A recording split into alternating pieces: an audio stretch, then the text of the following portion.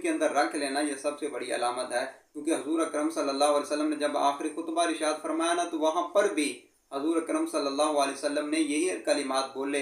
हजूर सल्लल्लाहु अलैहि वसल्लम ने फरमाया, मैं तुम्हारे दरमियान दो चीज़ें छोड़ के जा रहा हूँ, एक किताब और दूसरी अहले बैत की मोहब्बत। फरमाया इन दोनों चीज़ों को, इतरत अहले बैत और अहले बैत मेरी इतरत, अहले बैत की मोहब्बत, इन दो चीज़ों को थाम लेना, तुम कामयाब और फलाह पा जाओगे। आज कौमें जो टूटी हुई हैं, जिन्होंने कुरान को थामा और अहले बैत को छोड़ दिया, वो भी गुमराह की तरफ चले गए, और जिन्होंने कुरान को, अहले बैत को पकड़ा और कुरान को छोड़ दिया, वो भी गुमराह की तरफ चले गए। बल्कि इन दोनों चीज़ों को आपस में पकड़ने का हुक्म दिया गया।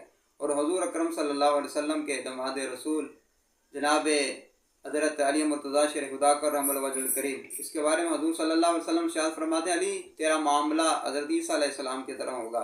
फरमाया उनको मानने वाले भी दो ग्रोह थे, एक मानने पर इस हद तक पहुँच गए, उन्होंने हज़रत ईसा अलैहिस्सलाम को अल्लाह का बेटा तस्लीम कर दिया, और एक मानने तक उस हद तक पहुँच गए, उन्होंने इनकार कर दिया और कुफर में मुब्तला हो गए, वो भी गुमराही की तरफ चले गए।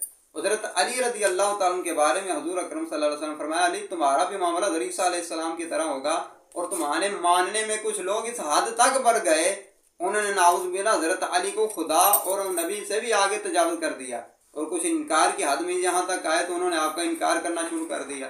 तो लिहाजा हज़रत अली मुर्तज़ा शेर खुदा करम वजहुल करीम को जो मुकाम अता किया गया है, जो हजूर सल्लल्लाहु अलैहि वसल्लम के, एक तो ये है कि वो अहले बैत के अंदर शामिल हैं, और दूसरा ये कि वो खलीफा चहारम हैं। अब बात यहाँ पर यह भी आ जाता है कि हमने जो हज़रत अली का जो जिक्र है, हमने मलंगों और वहाँ पर पंगियों के लिए हमने रख दिया, और जिन्होंने गुस्ल और पाकी के जिनको मसाइल नहीं पता होता, वो हज़रत अली का नाम ले रहे थे। बकर हज़रत अली का नाम लेना भी तो इबादत है, क्योंकि हजूर अकरम नूर मुजस्सम सल्लल्लाहु अलैहि वसल्लम की हदीस मुबारक है, हज़रत आयशा सिद्दीक़ा रज़ी अल्लाह तआला, अबू बकर सिद्दीक़ रज़ी अल्लाह तआला से सवाल है, सिद्दीक़ा की हदीस मुबारक।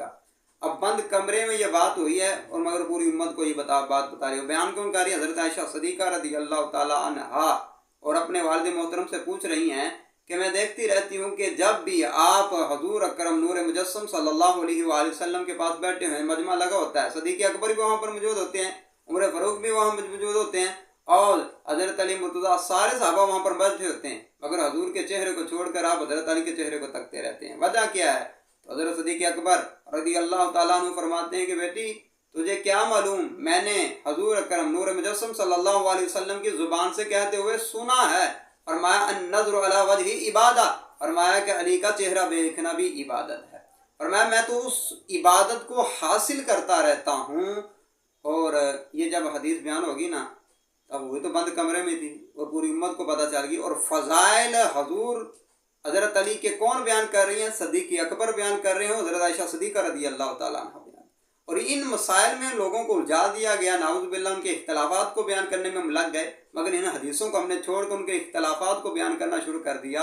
और इन अहले बैत के जो फ़ज़ाइल को बयान किया गया, किन्होंने बयान किए? वो सहाबा ने बयान किए हैं।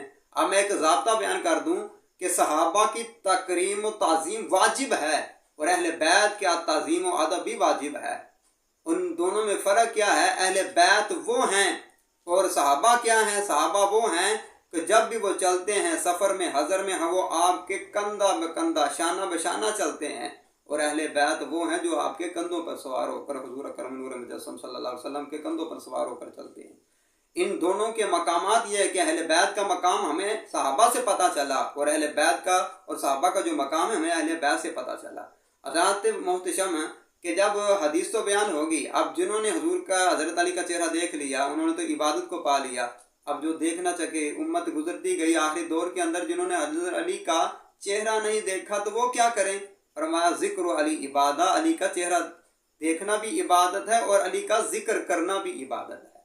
तो अली का जिक्र तो इबादत, मगर हमने बंगी और निशानियों के लिए हमने छोड़ दिया कि वो अली का जिक्र कर रहे हैं, बल्कि वो पाक हस्तियों का जिक्र हमें करना चाहिए। उनके इसाले सवाब के लिए भी हमें मजालिस को मुनक्कद करना चाहिए, बल्कि अहले बैत का तज़किरा करना भी ईमान को ताज़ा करता है।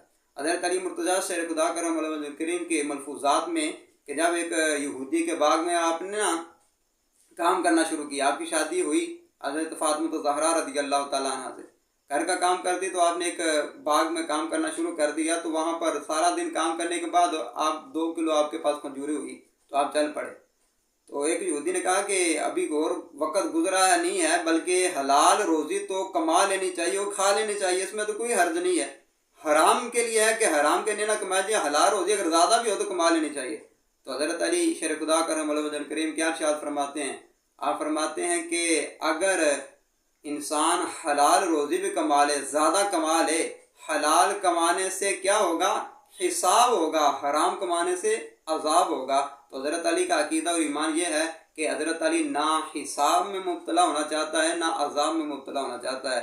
ये 2 किलो जो खजूरें मैंने ले ली हैं वो लिए काफ़ी है। 1 किलो मैं खुद खाऊंगा, अपने बच्चों को खिलाऊंगा, खुद खाऊंगा, और जो 1 किलो खजूरें हैं वो मक्के में रहने वाले यतीम बच्चे खाएंगे, और अल्लाह फिर हमें मौका देगा तो हम फिर कमाना शुरू कर देंगे। तो हज़रत अली का ये अकीदा और एक नज़रिया था। हज़रत अली शेर खुदा करम वजहुल करीम, अल्लाह ताला उनकी कब्र पर, उनके रोज़ा अक़दस पर, अहले बैत के तमाम शहदाए करबला पर और हज़रत अली मुर्तज़ा शेर खुदा करम वजहुल के रोज़ा अक़दस पर करोड़ रहमतें नाज़िल फरमाए, उन बरकतें नाज़िल फरमाए। अल्लाह रब्बुल इज़्ज़त उनकी ज़िंदगियों से हमें भी आशिना होने की तौफ़ीक़ अता फरमाए।